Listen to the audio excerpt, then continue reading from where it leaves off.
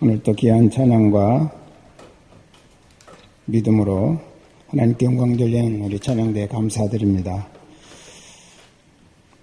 오늘은 우리 감리교회 창시자이신 존 웨슬리 목사님 다시 복음으로 회귀한 회심 278주년 기념주일입니다. 존 웨슬리는 당시 영국 국교였던 성공의 할아버지도 사제, 아버지도 사제, 본인도 사제로 3대에 걸쳐서 성공회를 섬겼던 그런 분이십니다. 어머니는 수산나 웨슬리인데 이 수산나 웨슬리는 굉장히 지금까지도 훌륭한 교육가로서 사람들에게 연구의 대상이 되고 있는 그런 분이시고, 또 15명 이상 되는 자녀들을 아주 엄격한 가정교육 규칙을 정해서 그들이 흐트러지지 않게 잘 성장하고 하나님의 백성으로서 살아갈 수 있도록 세워주었던 훌륭한 분이십니다. 그분이 세운 규칙을 몇 가지 보면 이런 것들입니다. 주일 절대 성수, 부모님께 순종하기, 거짓말 안 하기, 서로의 이름을 부를 때 브라더와 시스터 붙이기, 저기 말은 형님, 누님 뭐 이런 거를 꼭 붙이라는 거죠. 존경해줘라, 서로 형제끼리도. 그 다음에 남의 소유권 침해 안 하기, 시간과 약속을 정확히 지키기, 회초리를 두려워하기, 언제나 잘못했을 때는 책임을 물었는데 회초리로 책임을 물었습니다. 그래서 회초리 맞는 게 문제가 아니라 내가 그만큼 책임을 잘못 감당한 것에 대해서 내가 두려움을 가져라 라고 하는 거죠. 잘못하고 매맞고 울 때는 소리내지 않고 울기, 또 경박한 말이나 장난 안 하기, 간식 안 먹기, 말할 때는 조용히 말하기, 가족 기도에 철저히 참여하기, 음식을 버리거나 남기지 않기, 침대뽀와 이부자리 교체하거나 옷을 입고 벗기 등은 스스로 하기, 이런 규칙들을 정해서 자녀들로 하여금 흐트러지지 않는 그런 삶을 살아가도록 세워주는 일에 그 어머니 수산나 웨슬리는 아주 탁월한 능력을 발휘했던 분으로 지금도 유명합니다. 그분 밑에서 이렇게 규칙적인 삶을 훈련받은 웨슬리 목사님은 종교생활, 신앙생활도 규칙적으로 하면 그것이 의인 줄로 그렇게 생각하며 살았습니다. 그래서 웨슬리 목사님은 구체적으로 복음 앞에 다시 서는 회심의 전까지 몇 가지 인간적인 특징을 그는 자랑스럽게 생각하고 있었는데, 첫째는 종교적 우월감을 가지고 있었습니다. 우리는 3대에 걸쳐서 목사 집안이다 라고 하는 거. 그 다음에 나는 선교사다 라는 거죠. 그 다음에 두 번째는 학문적 우월감을 가지고 있었습니다. 당시 최고의 대학이었던 옥스퍼드 대학교 출신이고, 또 그 학교에서 학생들을 가르치는 교수직을 맡기도 했습니다. 세 번째는 아까도 말씀드렸던 것처럼 하나님의 의보다는 자신의 의에 대해서 더 열심을 가졌다는 거죠. 즉, 규칙적으로 그가 금식하고, 규칙적으로 구제하고, 규칙적으로 교도소 방문해서 제수들에게 설교하고 선교하고 하는 이런 일들을 아주 정확하게 규칙을 정해놓고 어떤 일이 있어도 그 규칙에 따라서 생활을 한, 그래서 나는 누구보다도 철저한 신앙생활을 하고 있다, 그렇게 자기 자신이 의롭게 여기고 살았습니다. 그러다 보니까 하나님의 의를 찾지를 못했다고 하는 거죠. 그래서 많은 방황을 했습니다. 또 미국 조지아주에 2년 4개월 동안 인디언 선교를 위해서 선교사로 다녀왔는데, 그때 그가 실패와 쓴 좌절을 경험하게 됩니다. 복음을 전하는데도 인디안들은 냉대합니다. 또 영국으로부터 미국으로 이민 온 사람들이 너는 너무 기족적이야. 네 모든 것들이 전부 다 기족적이야. 우리하고는 전혀 맞지 않는, 너는 너대로 나는 나대로 물과 기름처럼 그렇게 여기고 있었다고 합니다. 그래서 결국은 2년 4개월 만에 도망하다시피 선교지로부터 1738년 2월 1일에 영국으로 돌아왔습니다.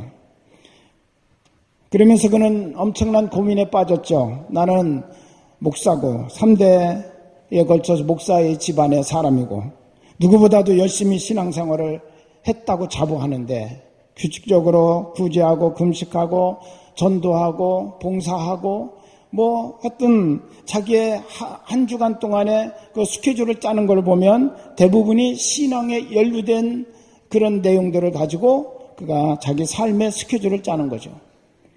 그런데도 불구하고 마음에 구원의 확신이 없고 마음에 구원받은 하나님의 자녀로서의 기쁨이 없는 거예요. 그게 큰 고민이었습니다.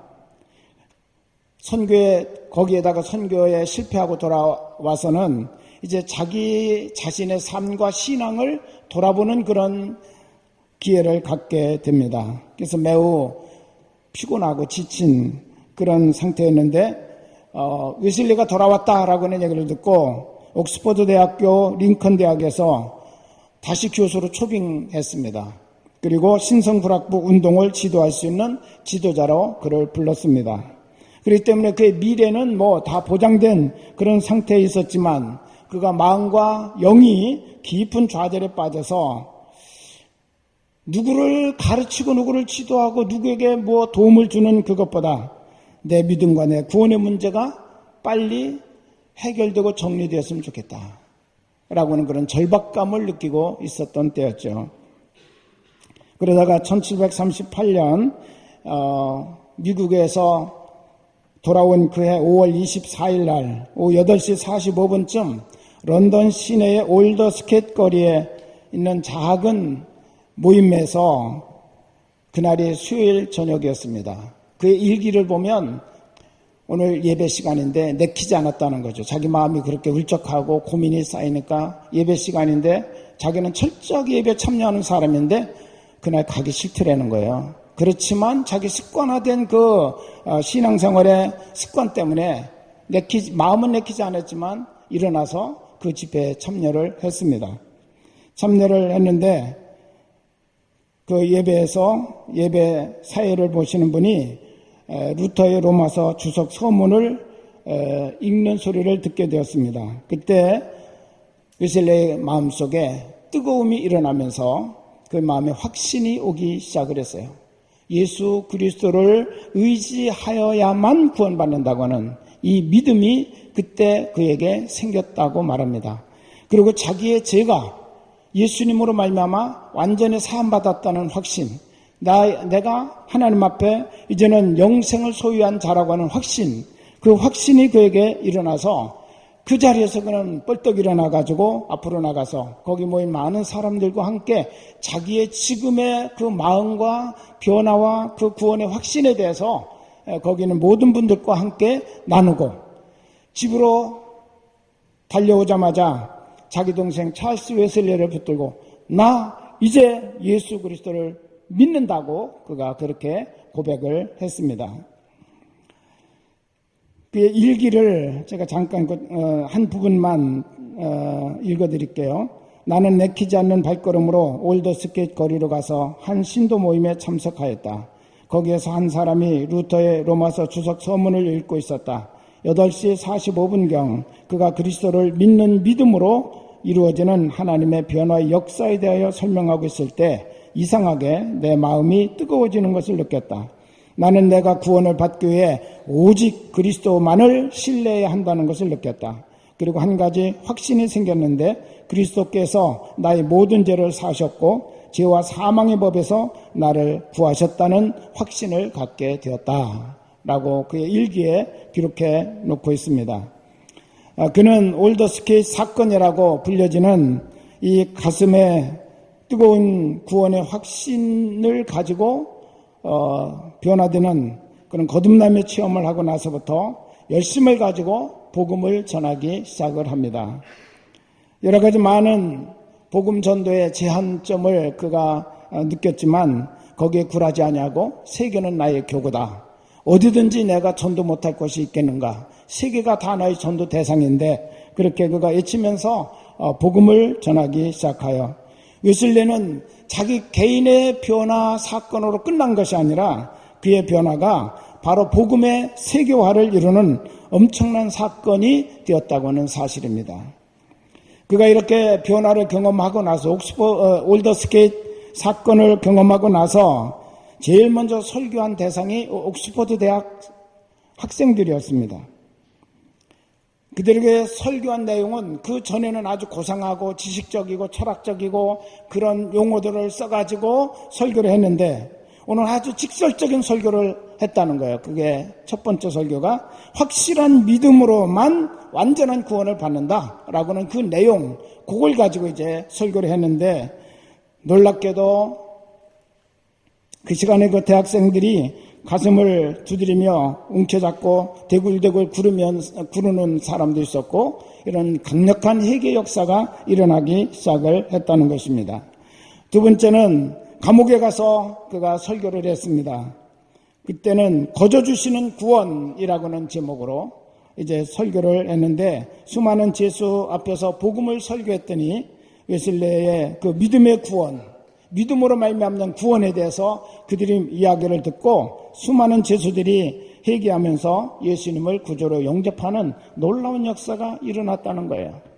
그는 이상했습니다. 전에는 가장 고상한 언어로, 철학적인 언어로 이와 같이 자기가 정말 멋진 설교문을 작성해서 설교했는데도 아무런 변화가 없었는데 이제는 오직 복음, 오직 예수 그것만을 전하고 그 오직 복음으로 예수만으로 구원받는다고는 이 성경의 핵심만을 전했는데 오히려 그것이 사람들을 변화시키더라. 사람들을 새롭게 하더라. 라는 거예요. 성공의 사제들이 웨슬레를 비난하면서 웨슬레가 교회에서 설교하지 못하도록 강단을 내주지 않았습니다. 그러나 그는 거기에 굴하지 아니하고 이것을 계기로 해서 거리로 나가기 시작합니다. 복음을 들고 거리로 나가서 지나가는 사람들에게 시장에서 광장에서 복음을 외쳤는데 더 큰 성령의 역사와 변화가 일어나게 되었다고 그렇게 말합니다. 유럽의 역사가들은 이 문제에 대해서 이렇게 그들은 평가를 내렸습니다. 유럽이 웨슬리 당시에 혁명을 거쳐갔는데 산업혁명을 거쳐갔는데 대부분의 유럽의 각 나라들은 피해 혁명을 거쳐갔다는 거죠. 사람들이 데모하고 쿠데타를 일으키고 이런 식으로 해서 어떤 사회의 한 변화를 거쳐갔는데 그래서 수많은 사람들이 피 흘리고 죽고 다치고 피해를 입으면서 혁명이 완성됐어요. 그런데 유독 영국만은 무혈혁명을 성공하게 되었다. 왜? 웨슬리의 복음을 듣고 나서 사람들이 미리 변화가 되는 거 미리. 거리마다 술집이 즐비하던 그런 거리에 웨슬리가 복음 들고 한번 지나가면 그 다음 주일에 술집이 다 문을 닫고 그들이 성경책을 들고 교회로 찾아갔다는 겁니다. 이런 놀라운 변화가 일어났기 때문에 피 흘리지 않고도 그 시대에 가장 긴급했던 혁명의 그 과정을 그들은 아주 자연스럽게 넘어갈 수 있는 그런 축복을 받게 되었다고 이와 같이 말합니다.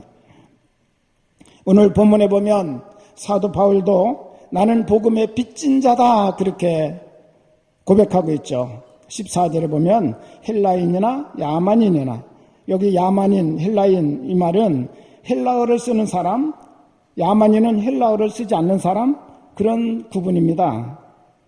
또 지혜 있는 자나 어리석은 자 어떤 사람들에게 나는 언제 어디서나 누구에게든지 복음 전하기로 그렇게 작정했다라고는 사실을 그가 빚진 자라고 고백하는 거예요. 빚진 자라고는 말은 나는 늘 빚을 진 사람의 마음의 부담감을 안고 있는 것처럼 그 빚을 다 청산하기 전까지는 마음의 부담감을 안고 있는 것처럼 내가 복음을 전하는 사람들이 내 눈에 비춰지는 한은 나는 언제나 복음에 대한 부담감, 복음 전하는 데 대한 부담감을 나는 느끼고 있다 라고 하는 그런 말이죠. 그리고 그러면 이 복음이 뭐냐? 복음이 뭐냐라는 것을 사도 바울이 오늘 1장 2절부터 4절까지 말씀에서 설명하고 있습니다. 복음은 바로 다윗의 후손이신 예수께서 하나님의 아들이시라는 것, 그리고 우리들의 주님이시라는 것, 그분이 바로 그리스도라는 것. 그리스도라는 말은 구세주라는 뜻이죠.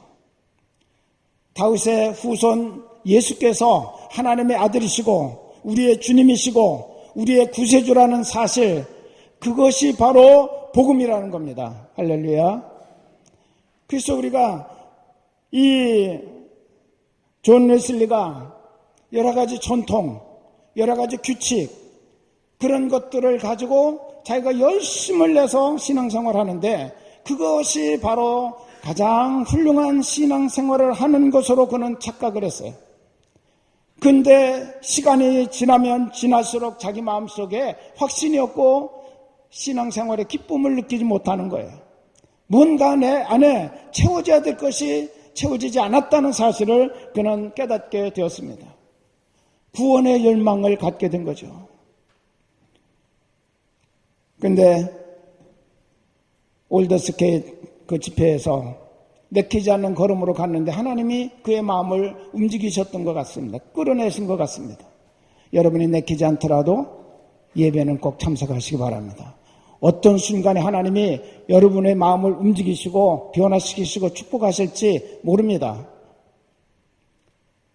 주일날 예배 한 번만이 아니라 우리 하나님께서 성도들은 은혜 받는 집회를 꼭 참석하라고 그랬어요. 주일 예배, 수요 예배, 금요 기도회, 새벽 기도회, 이 모든 것들이 다 은혜 받는 집회, 은혜의 수단으로 하나님이 주신 그런 집회인데, 우리가 사모하는 마음으로, 간절한 마음으로 참여하다 보면 어느 순간에 하나님이 우리의 마음을 만지실지 우리는 알지 못합니다. 그러나 우리 하나님께서는 분명히 사모하고 찾아오는 그 심령을 거저보내지 아니하신다는 사실을 믿으시기를 바랍니다. 복음으로 돌아오는 거죠. 웨슬리의 회심이라는 말이 뭐예요? 마음을 돌이킨다는 거죠. 어디로 돌이켜요? 예수님께로 돌이키는 거예요. 복음으로 돌이키는 거예요. 할렐루야. 그게 우리의 신앙의 본질이에요. 예수님으로 가득 차야 되고 복음으로 충만해야 되는 것, 그것이 우리들의 신앙의 본질이라는 사실을 믿으시기를 바랍니다.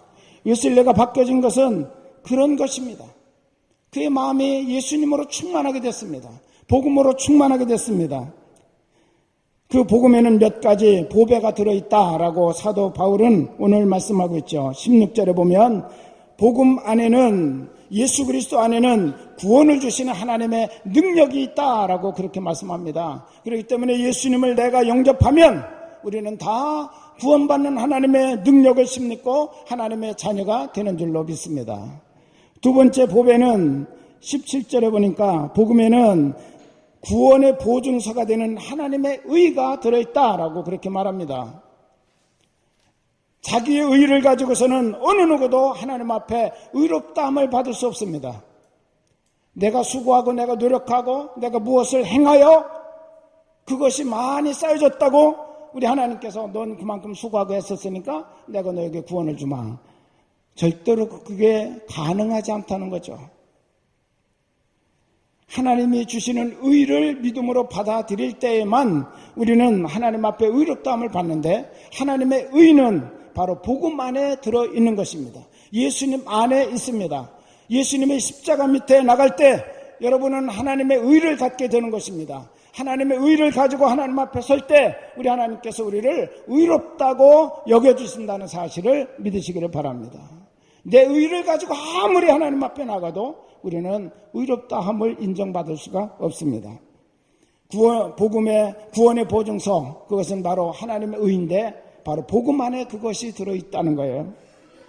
세 번째 보배는 의인들을 믿음으로 믿음에 이르게 하신다라고 그렇게 말씀합니다. 믿음으로 믿음에 이르게 하신다. 처음부터 끝까지 믿음으로. 그래서 오늘 말씀에 그것을 묶어서 오직 의인은 믿음으로 말미암아 살리라. 그렇게 말씀하고 있는 거죠. 처음도 믿음으로, 마지막도 믿음으로. 할렐루야. 우리 한번 같이 하실까요? 오직 의인은 믿음으로 말미암아 살리라. 예, 이처럼 사도 바울은 복음이 뭔가를 분명하게 우리에게 알려주었습니다. 웨슬리는 자기의 신앙에서 무엇가 채워져야 제대로 된 신앙인지를 그의 회심 사건을 통해서 우리에게 보여주었습니다. 복음은 바로 예수 그리스도 사건입니다. 복음만이 구원에 이르고 영원한 생명을 주며 하나님 앞에 의롭다 인정받고 믿음으로 살게 하는 하나님의 능력이 있다는 사실을 믿으시기를 바랍니다. 믿음 생활이 뭡니까? 나는 죽고 내 안에 예수로만 충만한 삶이 바로 믿음 생활이에요. 나의 이야기가 전부가 뭐가 돼야 됩니까? 예수님의 이야기로 가득 차야 됩니다. 성도들의 입술은 예수님의 이야기로 가득 차야 돼요. 야고보 사도는 분명히 말했어요. 성도들의 입술은 한 입술이 돼야 된다. 찬송을 하든지 찬송하다가 저주하고 이런 입술이 돼서 안 된다는 거예요. 구별된 입술이 돼야 됩니다. 사도 바울은 언제 어디서나 누구에게나 나는 복음을 전하고 예수님을 전하는 그런 빚진 자로 살고 싶다고 그렇게 말하고 있습니다. 존 웨슬리가 이렇게 회심하고 난 다음에 예수님 만난 다음에 목사라고 구원받은 거 아니잖아요. 신앙생활 3대에 걸쳐서 했다고 구원받은 거 아니잖아요. 그가 예수 만나니까 구원받은 거예요. 할렐루야. 무슨 전통 가지고 우리가 구원받는 거 아니잖아요. 복음에 의해서 구원받는 거예요. 우리가 많은 착각 속에 빠져 있습니다.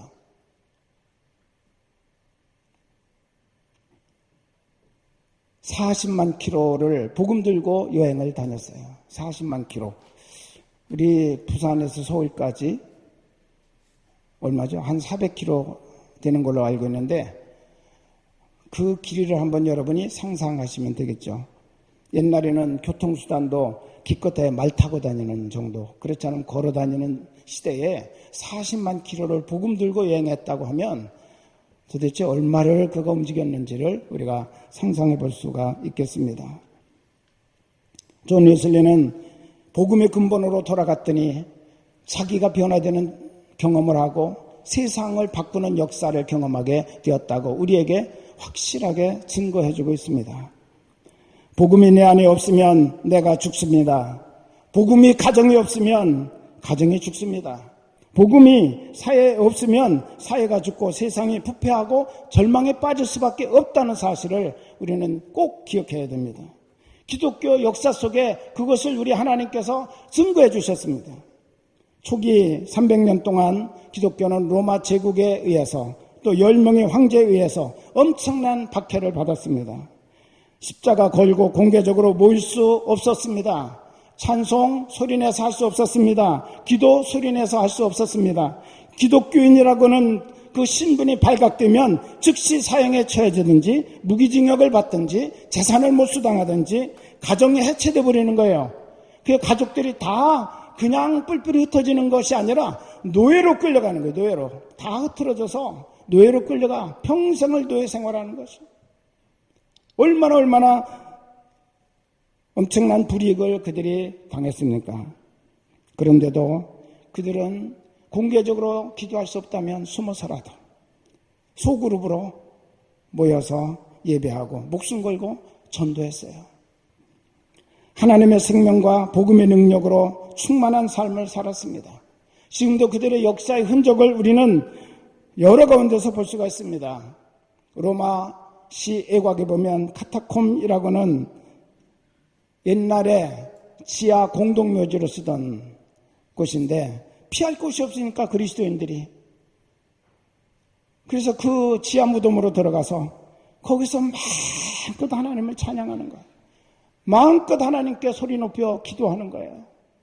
자기들이 인간적으로 누릴 수 있는 모든 혜택과 그 유익을 전부 다 예수님을 예배하고 예수님을 만나고 하나님을 경배하는 일을 할 수만 있다면 다 우리가 인간적으로 누릴 수 있는 혜택을 다 포기하겠다고 그들은 그렇게 결단하고 그곳으로 찾아갔던 것입니다.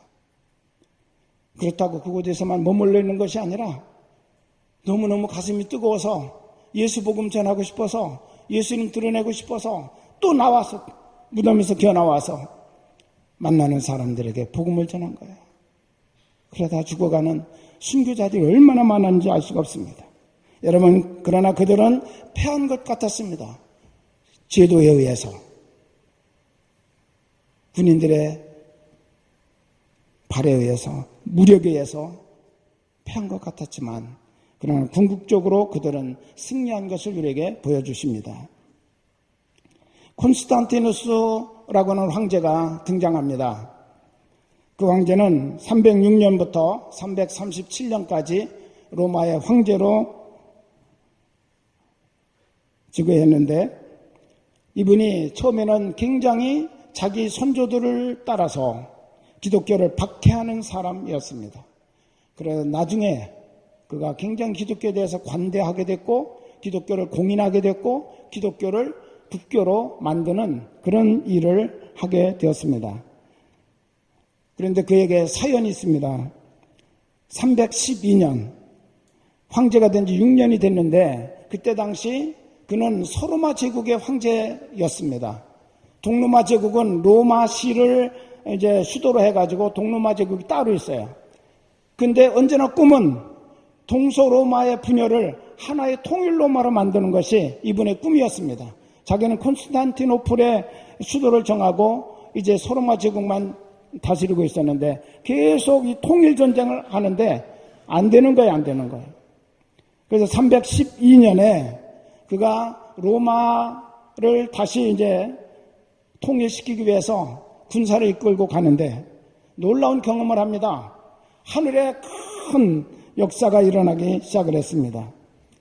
해가 질 무렵이었는데 십자가가 막 하늘에 온통 꽉 차는 그런 십자가가 하나 딱 보이는 거예요.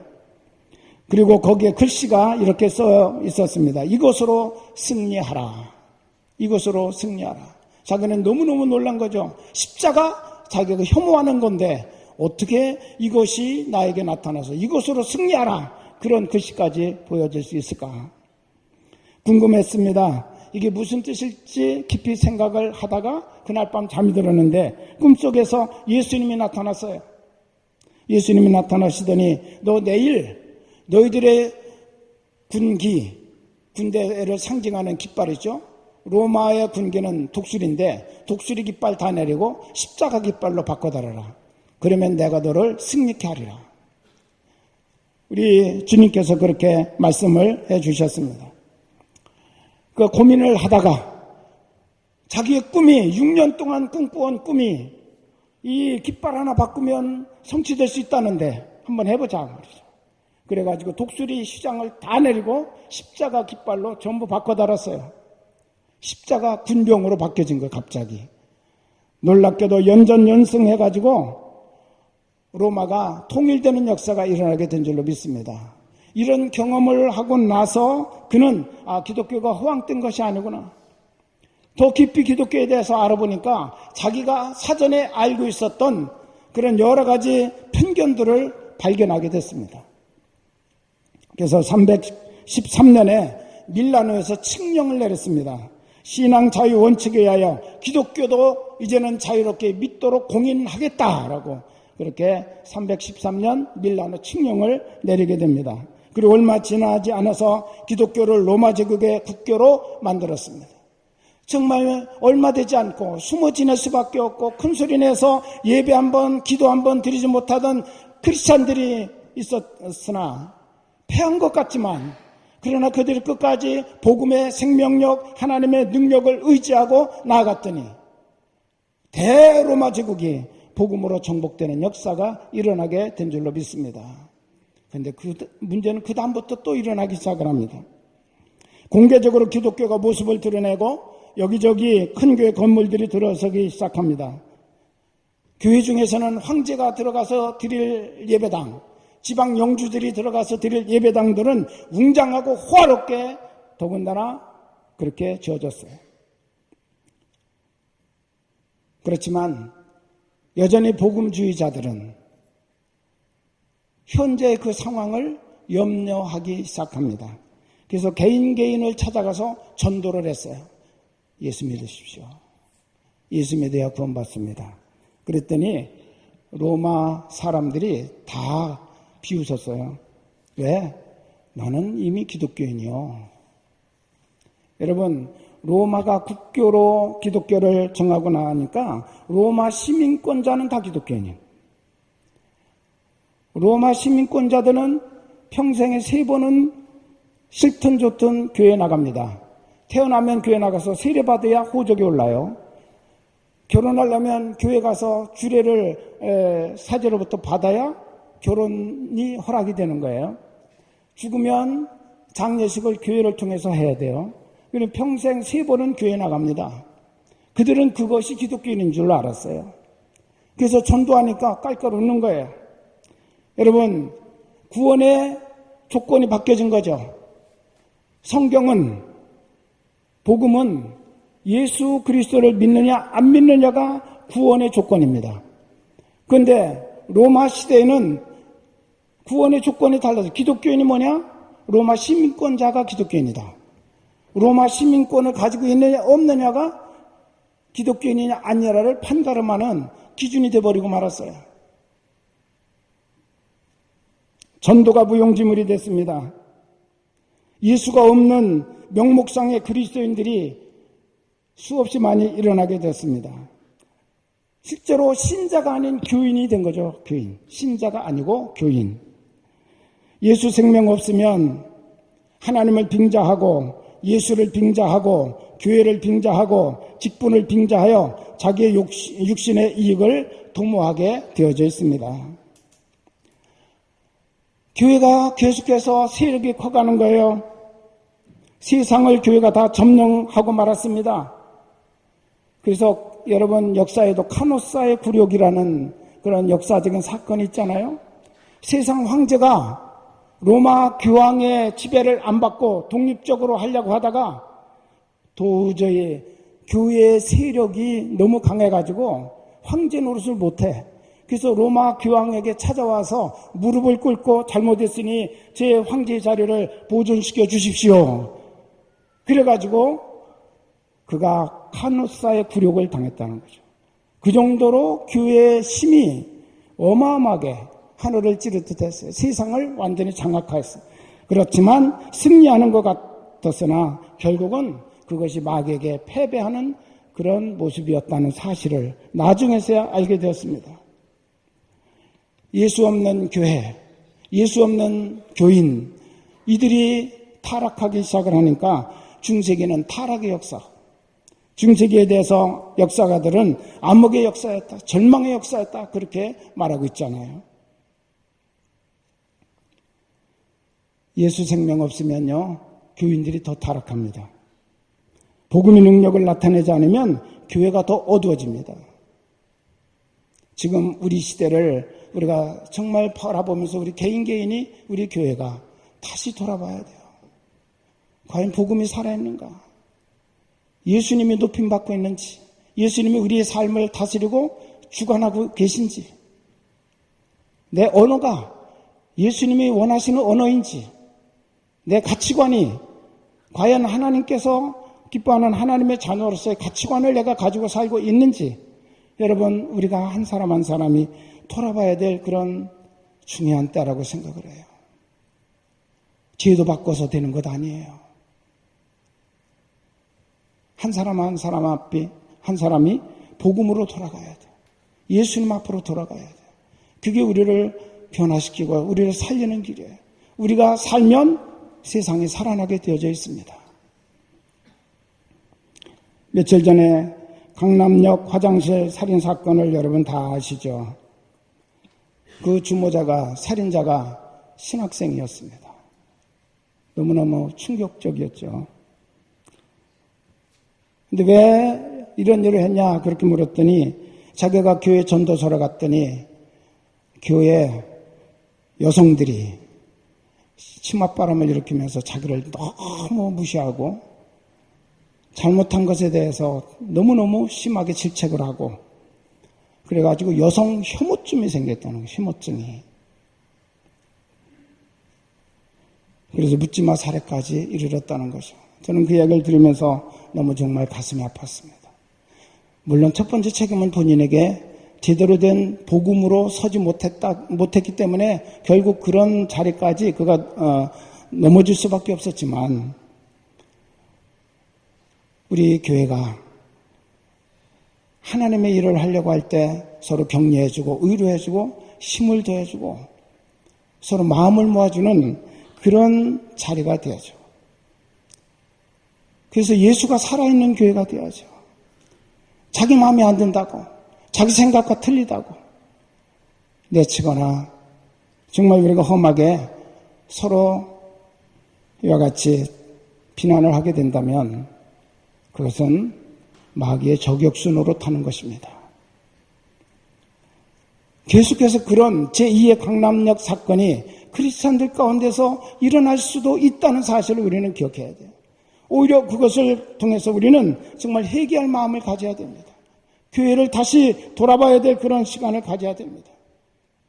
여러분 안에 복음이 있습니까? 여러분 안에 예수 생명이 있습니까? 여러분이 예수님을 진정 내 구주로 믿고 있습니까?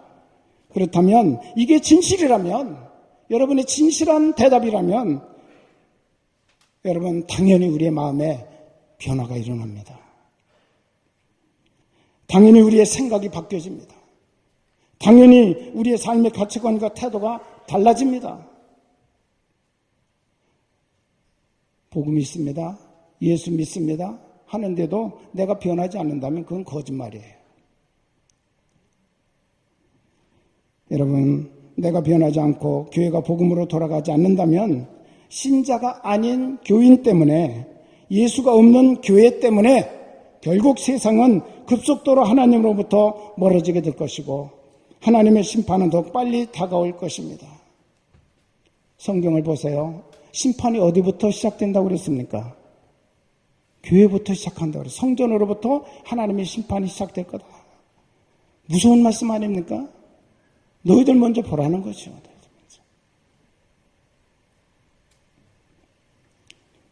우리가 함께 깨어 정말 웨슬레 목사님 한 사람의 핵심이 제대로 된 복음으로의 회개가 이런 엄청난 역사, 하나님의 영광의 역사를 이뤄낸 것처럼 오늘 우리들을 그렇게 하나님이 바꾸시기를 원하고 그렇게 쓰시기를 원하고 그런 축복의 역사를 우리를 통해서 수많은 사람들에게 흘려보내기를 원하시는데 우리가 외면하면 안 되죠. 복음에 반응하시기를, 예수님에게 반응하시기를 주님의 이름으로 축원합니다. 이 시간에 우리 주학에 맞춰서 한 1분간만 우리를 돌아보고 우리 자신을 위해서, 우리 교회를 위해서, 우리 한국교회를 위해서 이 시간에 함께 회개하는 마음과 정말 복음으로 우리를 다시 복음의 본질로 돌아가게 해주실 것을 간절히 소망하는 그런 기도를 드리도록 하겠습니다.